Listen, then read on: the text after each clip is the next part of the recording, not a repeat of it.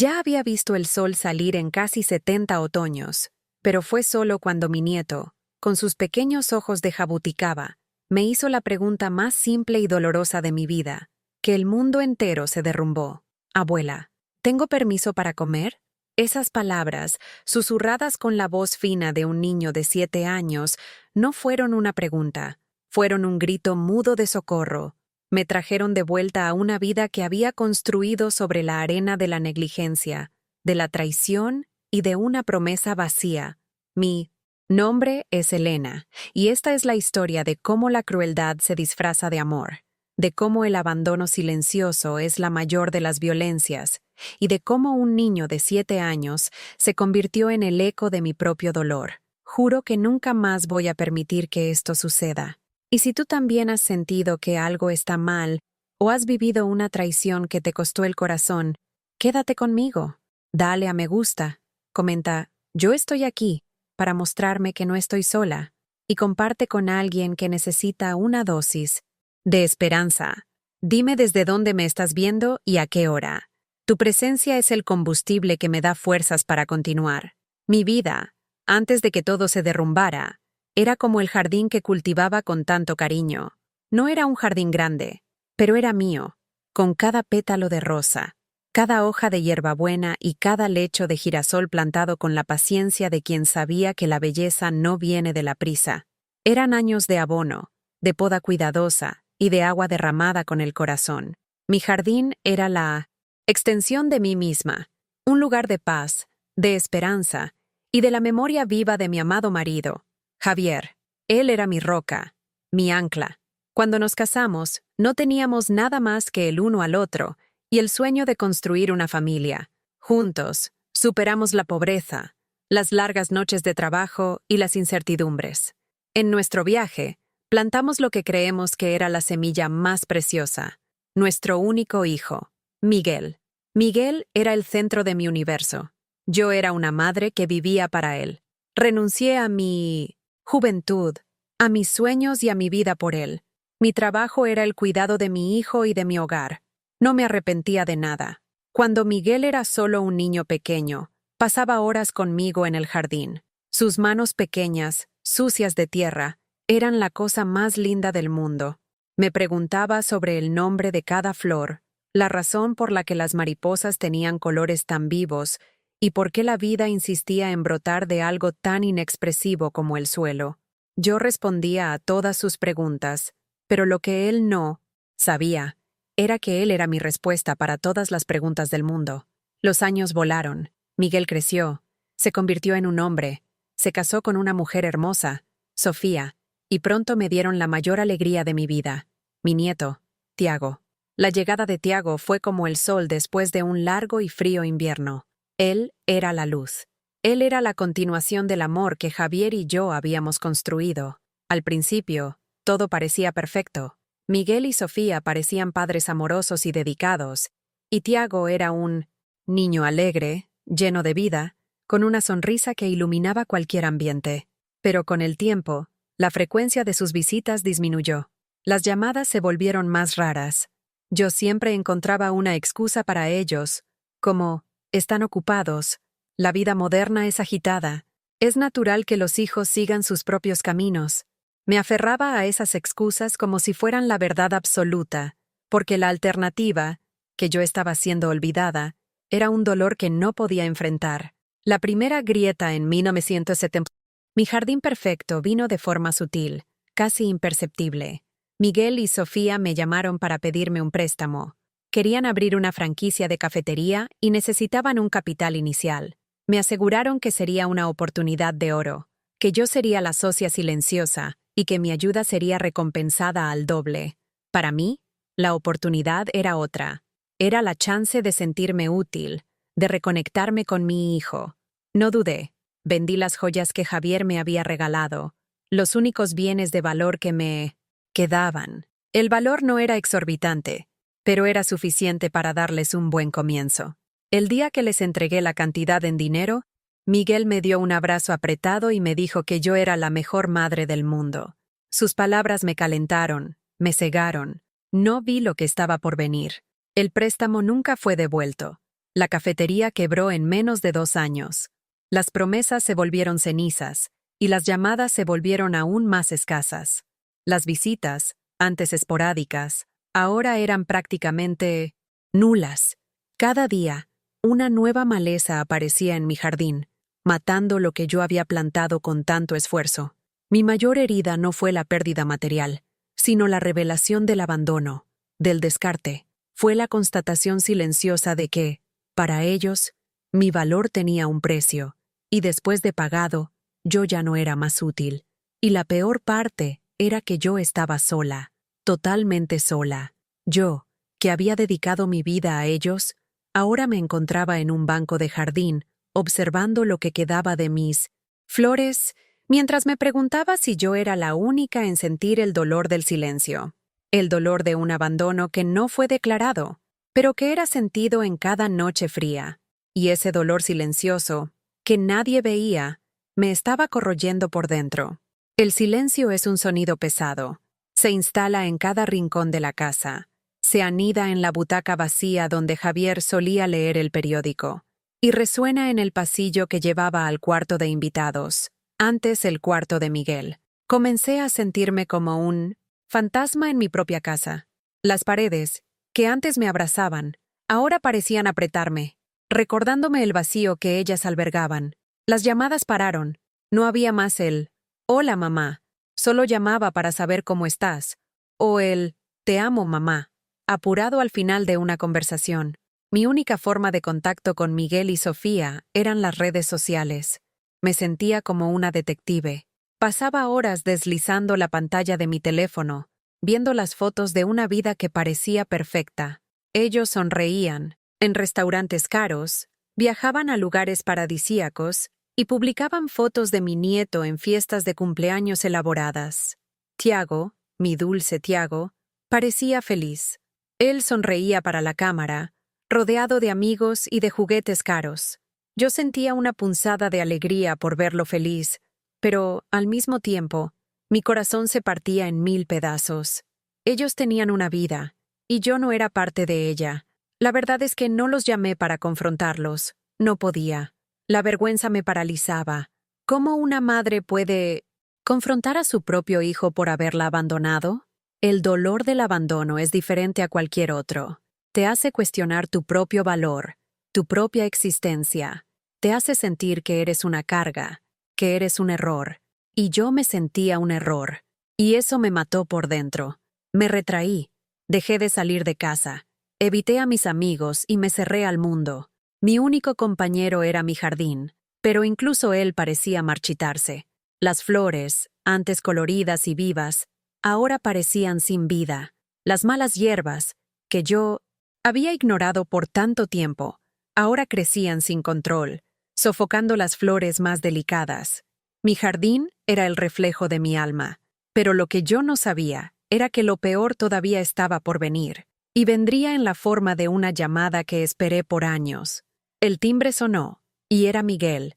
No venía a visitarme hacía más de 1 año, pero allí estaba él, con una sonrisa forzada y un nerviosismo que reconocí inmediatamente.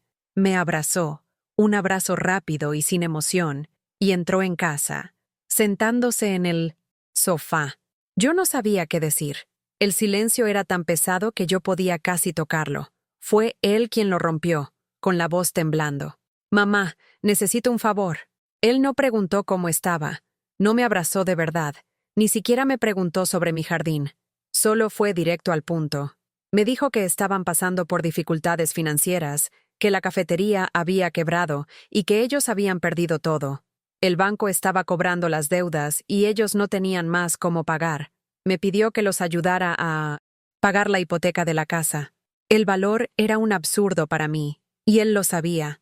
Yo no podía creer lo que estaba escuchando. La misma historia, los mismos pedidos, el mismo dolor. Yo lo encaré, pero él no conseguía mirarme a los ojos. La vergüenza de él era palpable, pero mi dolor era mayor. Le dije que no tenía cómo ayudarlo. Había dado todo lo que tenía, y no me quedaba más nada. Él se levantó, me miró con rabia y me dijo: «No puedo creer que la señora me vaya a dejar en las manos. Después de mí no decía todo lo que yo hice por usted. Yo me quedé en choque. ¿Qué todo? Yo, que di la vida por él, que di mis ahorros, que viví para él. ¿Qué todo era ese al que él se estaba refiriendo? Él salió de casa, dando un portazo, y en ese momento, mi corazón, que ya estaba agrietado, se partió por completo. Caí al suelo y comencé a llorar. Y por primera vez en mucho tiempo, lloré por mí, por mi ingenuidad, por mi dolor, por mi soledad, y por un jardín que yo había plantado con tanto amor y que estaba siendo destruido por las manos de mi propio hijo. Fue en ese momento de desesperación que oí una pequeña voz llamándome desde la puerta. ¿Abuela? Era Tiago. Él se había quedado en el carro todo el tiempo, pero algo lo hizo bajar y entrar. Él me vio en el suelo y corrió a abrazarme. Yo lo abracé de vuelta y comencé a llorar todavía más. Él me dio un beso en el rostro y me dijo, «No llores, abuela, yo te amo». Y fue en ese momento que el amor de Tiago se convirtió en mi única esperanza. La única cosa que me mantenía viva. El abrazo de Tiago fue la única cosa que me impidió desmoronarme por completo. Sus pequeños brazos me rodeaban, y yo sentí un calor que no sentía hacía años. Miguel se fue, y por suerte, él no se llevó a Tiago. Lo que él hizo fue darme la única cosa que me salvó. Él pasó a vivir conmigo, no de forma permanente, pero casi. Sofía, su madre, estaba trabajando a tiempo completo en un nuevo empleo, y el padre, Miguel, estaba siempre fuera por causa de la nueva empresa. Me pidieron que cuidara de Tiago durante la semana. De repente, mi casa, antes vacía, fue rellenada con el sonido de risas, de pequeños pies corriendo, y de una voz que me llamaba abuela todo el tiempo. Mi jardín, que antes era una tumba, comenzó a florecer nuevamente. Tiago era un niño maravilloso, pero yo percibí que él era extraño. Él nunca pedía por nada, era callado, y pedía permiso para hacer las cosas más simples. Un día, estábamos en la cocina, y yo acababa de hacer pan de queso. Era su favorito. Él miró para el pan de queso en la mesa, y enseguida miró para mí. «Abuela, ¿tengo permiso para comer?» Esas palabras me golpearon como un puñetazo. Yo me arrodillé para quedarme a su altura, y mis ojos se llenaron de lágrimas. «Mi amor, tú nunca necesitas permiso para comer en la casa de tu abuela. Esta es tu casa. Tú puedes comer lo que quieras, cuando quieras, lo que quieras. Tú tienes permiso para ser tú mismo aquí». Esas palabras lo hicieron llorar. Él me abrazó, y yo sentí la fragilidad de él. Algo estaba terriblemente mal, y yo sabía que no era solo una fase. Él no era un niño mimado. Él era un niño asustado.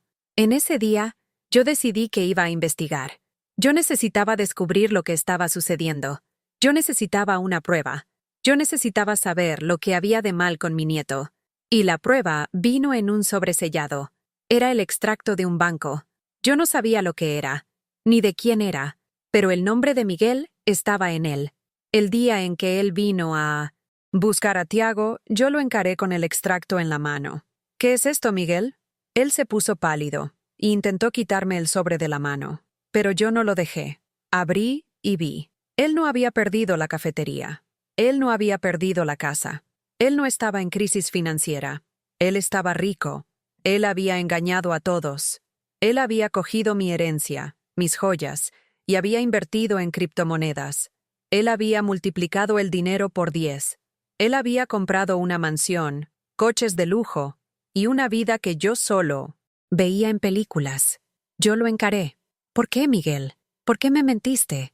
¿Por qué me dejaste sufrir?» Él no conseguía responderme. Él bajó la cabeza, y yo vi la vergüenza en sus ojos. Pero, esta vez, no había piedad en mi corazón. Había rabia, y había la certeza de que el dolor que él me había causado no era por falta de suerte, sino por pura y cruel traición. Mi rabia era un fuego que se esparcía. No era una rabia descontrolada, sino una llama fría y calculadora. Las lágrimas que yo había derramado por tanto tiempo ahora tenían un sabor diferente, un sabor de dignidad recuperada. Miguel me había robado, sí, pero él también me había subestimado. En esa misma tarde, antes que la culpa y el miedo pudieran instalarse en mi corazón y impedirme, yo lo llamé. La voz de él era impaciente, como siempre. ¿Qué pasó, mamá? Yo estoy ocupado. Miguel, yo dije, con una voz que no reconocí, una voz firme y fuerte. Ven, nosotros necesitamos conversar. Él se quejó, pero vino. Esta vez, él vino solo. Cuando él entró, la sonrisa falsa que él siempre traía en visitas raras había desaparecido. Había apenas una expresión de cansancio y frustración. Él me miró, y yo lo encaré de vuelta. Aquel ya no era más mi hijo, el niño que corría por mi jardín. Era un extraño, un hombre que había construido una vida sobre mis ruinas. Yo no lo invité a sentarse. Yo lo mantuve de pie, en el medio de mi sala, un lugar que él había deshonrado. Yo sujeté el sobre con la prueba de su traición. Yo sé de Enoasir. Todo, Miguel. Yo dije, y la voz salió más fuerte de lo que yo esperaba. Yo sé de la cafetería que nunca quebró. Yo sé que tú cogiste mi dinero, las joyas que tu padre me dio, y las transformaste en una fortuna. Él se puso pálido, e intentó defenderse. Mamá, no es lo que tú estás pensando. No, Miguel. Yo lo interrumpí, y mi voz era como hielo. Es exactamente lo que yo estoy pensando. Y es lo que yo vi. Yo vi la prueba de tu traición. Yo vi el extracto de tu cuenta. Yo vi cuánto tú te hiciste rico mientras yo vivía en una soledad que tú me impusiste. Tú me dejaste aquí, sola, pensando que yo era una carga, un error. Tú me hiciste sentir que la vida que yo te di no valía nada, que yo era apenas un obstáculo en tu camino. Las palabras salieron de mí como una riada de años de dolor, de silencio y de lágrimas. Yo no grité, pero cada palabra era un puñetazo. Él intentó justificarse, pero yo no lo dejé. Yo no estoy aquí para oír tus disculpas, Miguel. No estoy aquí para pedir mi dinero de vuelta. No estoy aquí para perdonarte. Yo estoy aquí para decirte que tú eres un cobarde y que tu fortuna no vale nada, porque tú la construiste sobre las ruinas de tu propia madre. Y lo que hiciste con tu hijo, tú le enseñaste a ser un prisionero del miedo, a tener miedo de comer en una casa donde él es amado, a tener miedo de ser él mismo. La última parte de mi habla, sobre Tiago, lo golpeó de lleno. Él bajó la cabeza, y yo vi las lágrimas escurriendo por su rostro. Siento mucho, mamá, él susurró, y yo sabía que él estaba diciendo la verdad, pero mi corazón, antes tan abierto, ahora estaba cerrado. Yo no necesito de tu pena, Miguel, yo dije, con el peso de una vida de sacrificios en cada palabra. Yo no necesito de tu perdón. Yo solo necesito de mi paz, y ella no vendrá con tu arrepentimiento. Ella vendrá con mi liberación. Yo me alejé de él, y miré para mi jardín. Las flores estaban más vivas que nunca, y el sol estaba poniéndose. Un sol que me recordaba que mi tiempo se estaba agotando, y que yo necesitaba usarlo para regar mi propio jardín, y no el de nadie más. Ahora sal de mi casa, Miguel, y no vuelvas más. Tú no tienes más permiso para entrar aquí. Él salió, sin decir una palabra, y yo, con un sobre en manos y el alma lavada, me sentí libre. Por primera vez en años, yo estaba en el control de mi propia vida, y mi jardín, que antes era una tumba, ahora era un templo que yo, finalmente, tenía el derecho de llamar mío. Después que Miguel partió, la casa se quedó silenciosa, pero no era el mismo silencio de antes. Aquel silencio era de paz, de alivio, de una batalla que había sido vencida. Yo no sentía odio, no sentía rabia. Yo sentía compasión, no por Miguel, sino por mí, por la mujer que se había perdido en la oscuridad de la traición, pero que se había reencontrado en la luz de la verdad.